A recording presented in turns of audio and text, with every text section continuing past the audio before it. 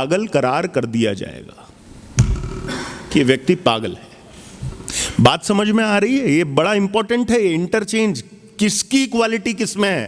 तो आप क्या बनना चाहते हैं ये आपके प्लेनेट से आप डिसाइड कर लीजिए। जैसे कि मान लीजिए सैटर्न केतु का योग है या केतु सैटर्न है, राइट? केतु सैटर्न है, तो केतु सैटर्न में सैटर्न के अंदर कौन आ गया? केतु आ गया। और केतु के अंदर कौन आ गया? सैटर्न आ गया। प्रोफेशनली अपने आप को बहुत आगे लेकर जाना है तो कर्म जो है वो शनि के तरीके से करोगे कि केतु के तरीके से करोगे? केतु के तरीके से करोगे। अगर गलती से शनि बनकर कर्म कर दिया तो क्या होगा? वहीं अटक जाओगे, आगे गाड़ी चलेगी ही नहीं। यह बहुत इंपॉर्टेंट है क्योंकि जब प्लैनेट अपनी चीजों को इंटरचेंज करते हैं तो इंटरचेंज करने से उसका अर्थ यह होता है कि जो तेरा है वो मेरा है, जो मेरा है वो तेरा है। यानी कि हमारी जो क्वालिटीज हैं हमने वो इंटरचेंज कर ली हैं, हमने वो एक दूसरे को दे दिया है। तो कभी भी जीवन में, मैं आप सब लोगों को बोल रहा हूं, आप पराशरी भी करोगे, आप कोई और सब्जेक्ट भी पढ़ोगे, लेकिन ये कौन किसको क्रॉस कर कर आया है, कौन किसकी तरफ जा रहा है, ये कंसेप्ट कभी भी फेल नहीं होगा, जिस मर्जी थ्योरी पर आप लगा दीजिएगा। ये परमात्मा का लगाया हुआ ठप्पा है कि देखो ये लग गया है, कुछ नहीं हो सकता यहां पर। अब आप वेल्थ की बात करते हो, हाँ मैं समझ गया। देखिए, एक होता है राहु जुपिटर, एक होता है जुपिटर राहु। अब यहां पर क्रॉस तो नहीं हुआ है, लेकिन जुपिटर किसकी तरफ जाना चाहता है और राहु किसकी तरफ जाना चाहता है? ऐसे आ रहे ना, तो जुपिटर कह रहा है चलो भाई मैं इधर पकड़ूं, तो थोड़ा सा यहां पर क्या होता है, एक डुअलिटी जो है क्रिएट हो जाती है। ये दोनों एक दूसरे की तरफ चलना चाहते हैं, इसलिए राहु जुपिटर वाला मटीरियलिज्म इतना शायद ना हो जितना जुपिटर राहु वाले के अंदर मटीरियलिज्म हो सकता है। समझ रहे हैं बात को आप? क्यों? क्योंकि मेरे अंदर लालसा उस चीज की नहीं है जो मेरे अंदर है, उसकी है जो मेरे पास नहीं है।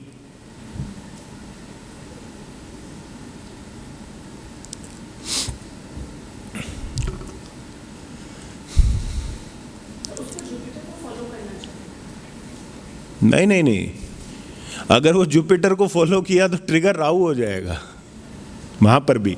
और अगर राहु को पुश किया, मतलब यहां जबरदस्ती पुश करना पड़ेगा, तो जुपिटर एक्टिव हो जाएगा। ठीक है? आप अभी ना ये कंसेप्ट तो आप सब लोगों को क्लियर हो गया कि कौन क्रॉस करके आया। अभी सिंपली एक चीज सोचो कि दो आदमी बैठे हैं, राम और श्याम। ठीक है? अब राम की क्वालिटी श्याम लेगा और श्याम की क्वालिटी राम ले लेगा, ये समझ लीजिए। जैसे शनि मंगल है, सपोज कीजिए। अभी 5 मिनट के लिए भूल जाइए कौन पीछे है कौन आगे है, बस ये मानिए कि शनि मंगल का योग है कुंडली में। आपने काम कर लिया शनि का, दिक्कत हो जाएगी। मतलब शनि मंगल जिसकी कुंडली में होगा उसको प्रॉब्लम आएगी किससे? एम्प्लॉइज से। समझ रहे हैं? क्योंकि एम्प्लॉइज क्या है? सैटर्न है। लेकिन अगर उसने मंगल को अपना लिया, मतलब वो भूमि के काम में लग गया, वास्तु के काम में लग गया, तो वो किसको अचीव कर लेगा? वो सैटर्न को अचीव कर लेगा। प्रोफेशनल स्टेबिलिटी अचीव हो जाएगी। मैं बोल रहा हूं मतलब आप इस कॉम्बिनेशन को समझिए बस दिमाग में, मार्स सैटर्न, मतलब ये दोनों कहीं ना कहीं लिंक्ड है ना, एक साथ में है। तो साथ में होने का मतलब क्या है कि अगर मार्स को एक्टिव किया तो सैटर्न एक्टिवेटेड है, बढ़िया है, और अगर सैटर्न को एक्टिवेटेड किया तो मार्स अच्छा है। अब यहां पर आपको यह समझना है, और यह बहुत इंपॉर्टेंट है कि एक अच्छे एस्ट्रोलॉजर की सबसे बड़ी पहचान क्या है, अगर आपको एस्ट्रोलॉजी में आगे बढ़ना है, तो you need to be a very good listener. आपको सुनने वाला होना चाहिए। क्यों सुनने वाला होना चाहिए, इसका मतलब समझिएगा। अभी मैंने कॉम्बिनेशन आप लोगों के साथ में डिस्कस किया, क्या, सैटर्न मार्स। तो सैटर्न मार्स का अर्थ क्या है अभी मैंने आपको बताया। अब मान लीजिए सामने वाला बैठा है, आया, कुंडली में आपने सैटर्न मार्स देखा, आपने बात नहीं सुनी, आपने बोला मंगल के काम पकड़ लो, जमीन पे सो जाओ, आपका काम हो जाएगा। लेकिन वो प्रॉब्लम हेल्थ की लेकर आया है, प्रॉब्लम हेल्थ की लेकर आया है। वो कह रहा है जी मेरे शरीर में बड़ी प्रॉब्लम है, मेरी बॉडी बहुत दुखती है, मेरे को बॉडीली ट्रबल्स बहुत हैं। अब ये मत कहना वास्तु का काम कर लो, अब आपको उसको ये कहना पड़ेगा कि आपको एक रूटीन फॉलो करना पड़ेगा। आप एक टाइम टेबल बनाइए और जैसे ही आप उस टाइम टेबल में आ जाएंगे आपकी बॉडी रिस्टोर हो जाएगी, आपकी वाइटैलिटी रिस्टोर हो जाएगी। क्यों? क्योंकि आपको मंगल ठीक करना है, और मंगल को अब ठीक कौन करेगा? शनि ठीक करेगा, मंगल खुद नहीं करेगा। तो प्लैनेट को ना अपना काम कराने के लिए कोई ट्रिगर करने की आवश्यकता होती है, समझ रहे हैं आप? आप किसी सरकारी ऑफिस में जाइए, डायरेक्ट जो अधिकारी है वो आपका काम कर देगा? नहीं करेगा ना। पहले क्या करोगे? पहले कहीं अर्जी लगाओगे ना, वो जब अर्जी लगेगी, वो जब आगे जाएगी तब वो आपकी बात को सुनेगा। अब हर प्लैनेट का भी ऐसे ही एक पीए है, पर्सनल असिस्टेंट। कौन सा? जो उसके साथ में है, वो उसका पर्सनल असिस्टेंट है। तो वो जब पर्सनल असिस्टेंट को जाकर कुछ कहोगे, कुछ उसके साथ में करोगे, तब जाकर वो आगे वाला प्लैनेट जो है वो ट्रिगर होगा। क्लियर हो गई? उसके लिए वो आगे है या पीछे है, उससे ज़्यादा फर्क नहीं। अभी मैं इसको और एग्जाम्पल से क्लियर कर दूंगा। अभी आप इसको सिर्फ कंजंक्शन दिमाग में रखो, बाकी उस पॉइंट को अपने माइंड में रखो कि कौन किसको क्रॉस करके आया, वो उसके अफेक्ट ले आया। अब जैसे आप सब लोगों को पता है कि आपके वेस्ट और नॉर्थ ईस्ट डायरेक्शन सब लोगों को अपने अपने घर की क्लियर होगी, है ना? अपनी कुंडली में चेक करो आपका सैटर्न और आपका जुपिटर किसको क्रॉस करके आया, और वो प्लैनेट आपको इमीडिएटली अभी यहां बैठे बैठे क्लियर हो गया। कितने लोगों को क्लियर हो गया कि वो है हमारे घर में? बिल्कुल एग्जैक्टली ऐसा का ऐसा है। अरे यार कम है। अच्छा, आपको नहीं हुआ? सैटर्न आगे है, जुपिटर पीछे है, ठीक है। तो आपके वेस्टर्न डायरेक्शन में धार्मिक चीजें या जो भी जुपिटर की वस्तुएं हैं, पीला रंग, गोल्डन कलर, कुछ इस प्रकार की वस्तुएं वहां पर मौजूद होंगी, ठीक है। इसका अर्थ ये है। बैठ जाइए।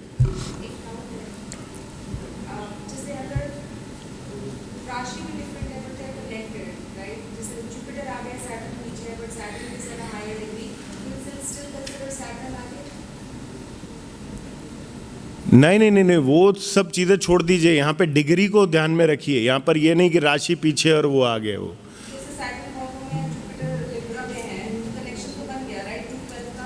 हाँ 212 का बन गया, लेकिन जब इसको अरेंज करेंगे, जब इसको लिखेंगे हम, तो वो डिग्री वाइज ही उसको लिखा जाएगा। ये नहीं है वो सैटर्न के आगे जुपिटर आ गया, वो चीज़ नहीं है।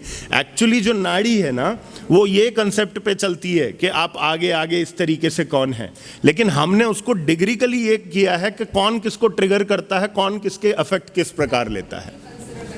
हाँ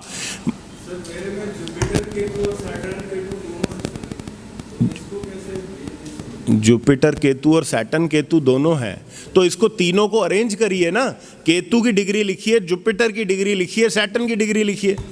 जैसे केतु 25 डिग्री पे है, 25-45 पे है, और सैटर्न 25-6 पे है, और जुपिटर 19 पे है। हाँ, तो ये कॉम्बिनेशन बना जुपिटर सैटर्न केतु। हाँ, सबसे पहले सबसे कम डिग्री वाला, उसके बाद में उससे बड़ी डिग्री, उसके बाद में फिर वो डिग्री।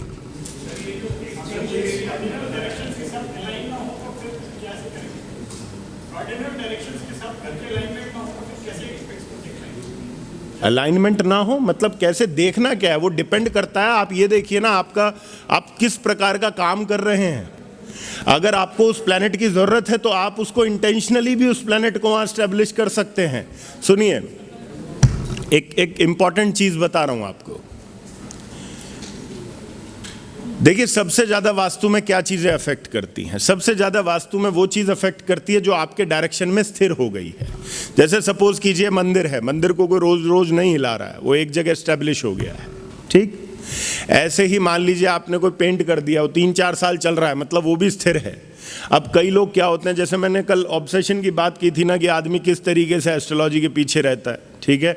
इसी तरीके से वो वास्तु में मान लीजिए कोई हरा कपड़ा रखा हुआ है, किसी ने 2-3 दिन के लिए रख दिया, तो वो उसको भी, उसमें भी बुध ढूंढने लगता है। तो वो चीजें नहीं है। आपको स्थिरता देखनी है कि वहां पर कौन सी चीज स्थिर रूप में प्रेजेंट है। और मैंने फिर बताया कि आप इस चीज में मत जाओ, आप ये देखो कि आपको काम क्या करना है। मान लीजिए आप टीचिंग में जाना चाहते हैं, तो टीचिंग के लिए आपके जुपिटर का अच्छा होना बड़ा जरूरी है। सैटर्न के पीछे आपकी कुंडली में जुपिटर है। आप कुछ भी, कोई भी ऐसी चीज, चाहे वो जिसे आप अपना गुरु मानते हैं, उसका चित्र अपने वेस्टर्न डायरेक्शन में लगा दीजिए, आपके लिए वो भी काम करेगा, बट वो स्थिर होना चाहिए। समझ रहे हैं?